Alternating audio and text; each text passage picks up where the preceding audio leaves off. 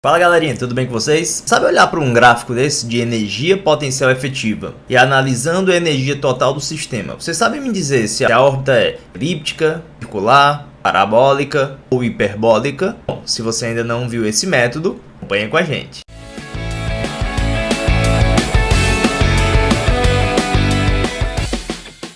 Inicialmente, a gente precisa falar um pouco sobre o que é essa tal de energia potencial efetiva. Já deve ter ouvido falar nisso, mas você sabe mesmo o que é? Vamos imaginar um cenário aqui bem típico, né? Eu vou trabalhar voltado para gravitação, tá? Mas você pode fazer essa análise para forças do tipo eletrostática, entre outras. Inicialmente, nós vamos pensar o seguinte. Vamos pegar um planeta aqui de massa m e um corpo orbitando este planeta de massa mzinho. É esta órbita que nós vamos analisar. Muito bem, então eu tracei aqui o vetor posição R e o vetor velocidade V e joguei aqui as componentes em verde, tá vendo? Vou fazer aqui um zoom para você ver melhor, tá vendo? Aqui dá para ver melhor quem são esses caras, na verdade. Aqui eu tenho V, né? V radial. Professor, o que são essas componentes? O V radial é a componente da velocidade na direção do raio. Ela diz pra gente que o corpo está se afastando quando ela é positiva ou se aproximando quando ela é negativa. Separando isso, então, nós temos o seguinte. A minha energia mecânica do meu sistema vai ser dada como? Ora, existe a energia cinética, que é um meio de mv ao quadrado, módulo de v ao quadrado, né? Mais a potencial, menos mzinho vezes gzão sobre R, tudo bem? Eu vou voltar nossas atenções aqui, para a energia cinética, tá legal? Energia cinética, como V ao quadrado surge aqui, nós podemos pensar o seguinte. Eu vou pegar esse V ao quadrado como o VR ao quadrado mais Vθ ao quadrado, aplicando aí um Pitágoras, ok? Vou deixar assim, meio de m vrzinho ao quadrado mais um meio de m Vθ ao quadrado menos, aí eu coloco aqui agora potencial gravitacional, tudo bem? Legal. Vamos pensar o seguinte, como esse movimento é um movimento de forças centrais, o que é um movimento de força central? É quando você tem um ponto, um dado referencial, e a força sempre aponta para este local, tá? Então a gente diz que aquele ponto é um centro de forças. Quando eu tenho um sistema de força central, existe uma propriedade muito importante, que é a conservação do momento angular. Se você ainda não estudou o momento angular, em breve eu estarei colocando também vídeo sobre isso. Muito bem, então a minha energia mecânica vai ser escrita da seguinte maneira. 1 meio de mv radial ao quadrado mais 1 meio de m. Vou substituir agora. Lembra quanto é o V de θ? V de θ é ômega R quadrado menos Gzão mzinho sobre R. Eu vou poder escrever o ômega, olha só, em função do momento angular constante, né? Que é conservado. Por quê? Porque nós temos um movimento de força central. Muito bem. Então eu vou poder escrever assim, meio de mvr ao quadrado mais 1 meio de m. Olha só, vai aparecer ômega ao quadrado. Ômega ao quadrado, a gente pode escrever como sendo L, vou deixar aqui, tudo ao quadrado, tá bom? E vou logo escrever esse R ao quadrado aqui fora, tá legal? Então, o ômega é L sobre M R2. Vou adicionar aqui o nosso termo potencial, tá legal? Agora, eu tô vendo que este termo aqui, de energia cinética, na verdade, ele acaba que não depende mais da velocidade, ele depende da posição. Não depende da posição, depende da configuração. A gente costuma agrupar esse termo dentro da energia potencial do sistema, tá legal? Então, eu vou escrever assim agora, a minha energia mecânica vai ser 1 meio de mv radial ao quadrado mais L ao quadrado sobre 2m R2, percebeu? Esse R ao quadrado vai ficar a quarta aqui, né? Cancela com esse de cima. Menos Gzão, mzinho sobre R. Legal? Este termo que eu vou chamar de potencial efetivo, tá legal? Isso é que vai ser meu potencial efetivo, Potencial efetivo. Tá, para que ele serve, professor? Então vamos dar uma olhadinha no gráfico desse potencial efetivo para a gente entender melhor. Então, pessoal, o gráfico vai ficar mais ou menos assim. Aquele termo que cai com 1 sobre r ao quadrado, que é positivo, está representado por esta linha tracejada aqui em verde, e o termo negativo que só cai com 1 sobre r está aqui, ó. Tudo bem? Quando eu somar os dois, vai dar esse gráfico preto.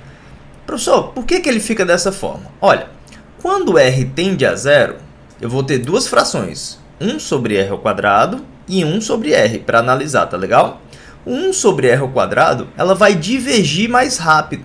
Então, na hora que eu estou me aproximando do zero, 1 sobre r ao quadrado vai ser muito maior. Por isso que esse gráfico consegue vencer o de baixo. Então, a curva sobe. Já quando eu estou tendendo o r a infinito, ou seja, uma distância muito grande, o que vai acontecer aqui? 1 sobre r ao quadrado cai mais rápido. Então, este gráfico de baixo vai vencer o de cima. E aí nós temos um gráfico com essa concavidade dessa forma, né? Bonitinho, tudo bem? O gráfico fica desta maneira. Sendo assim, o que a gente pode interpretar deste processo? Quando eu tenho uma energia mecânica negativa, eu vou ter uma situação parecida com essa aqui, ó. Você pode perceber que neste caso nós vamos ter dois pontos de retorno. Professor, o que é um ponto de retorno? É quando a minha energia mecânica se torna igual à potencial efetiva.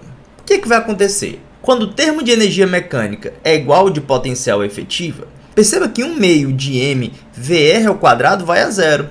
Então, nesses dois pontos aqui, ó, eu tenho pontos onde o VR é zero. Para 1 meio de m VR ao quadrado dar zero, o VR tem que dar zero. Então, são pontos onde ele está parando de se afastar ou parando de se aproximar. Tudo bem?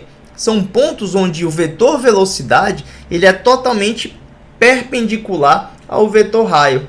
Tá legal? Nós vamos chamar isso então de pontos de retorno. Pontos de retorno, tudo bem? Então olha só, esses dois camaradas aqui são pontos de retorno. Veja, o que a gente já sabe? Quando a gente tem um corpo com força gravitacional orbitando uma partícula de massa muito maior, né? No caso aquela massa emissão que eu representei lá no começo, nós sabemos que as órbitas são elípticas, não é verdade? Tudo bem, esse é um caso que está aqui, ó. Nós temos o primeiro ponto de retorno neste local e nós temos o segundo ponto de retorno neste local. Você sabe o que representa isso? Isso aqui, pessoal, ó, é o ponto mais próximo que ele vai retornar. Isso aqui é o periélio e isso aqui, ó, é o ponto mais distante que ele vai retornar. Isso aqui é o afélio. Então nós temos dois pontos de retorno, o periélio e o afélio. Lembrando que isso é uma órbita elíptica. Então a primeira informação importante que nós temos é que, primeiro caso, quando a energia do meu sistema, energia mecânica do meu sistema, for negativa, qual é a órbita que nós vamos ter aí? Uma elipse. Dois pontos de retorno lá. Legal. Professor, e se a minha órbita tivesse uma energia mecânica aqui, ó, igual a zero?